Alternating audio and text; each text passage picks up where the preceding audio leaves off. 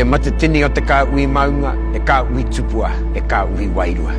Ko te uarangi te waka, ko Māui mua kei te taurapa, ko Māui roto kei te tauihu, ko Māui tiki tiki kei te awarua, ko rangi tuku tuku te aho, ko piki mai rawea te matau, ko a te wenua, te ika ki ro wai, ka mau a piki mai rawea ki te uru a Tonganui.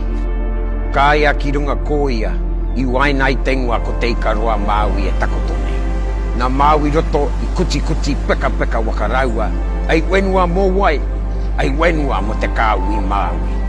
Kumea ke te Kāhui Maunga, kia oro to marino i teika, rere iho ai ngā wai i te pō uri uri, i te pō tango tango, i te pō i kimihia, kia puta ai ngā maunga kōrero uri noa i te tai au auru, me te motu nei. Nau mai e te Matatini ko te Matatini o te Kāhui Maunga. Ara mai e te Matatini ko te Matatini o te Kāhui tupua.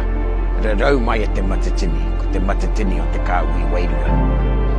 Tau mai rā ki ngā motu ko te Kāhui Maunga o tai. Kia ngāti te witi apu ki ati ati au eiwi. Ki te wai o uatuki, ki te tini o toko maru waka. Ki te toko pai o te Kāhui Maunga o uta, ki te toko pai o te Kāhui Maunga o tai. Maunga nui, maunga ririki, e mii nei ki a koutou katoa. Ti ei mauri ora.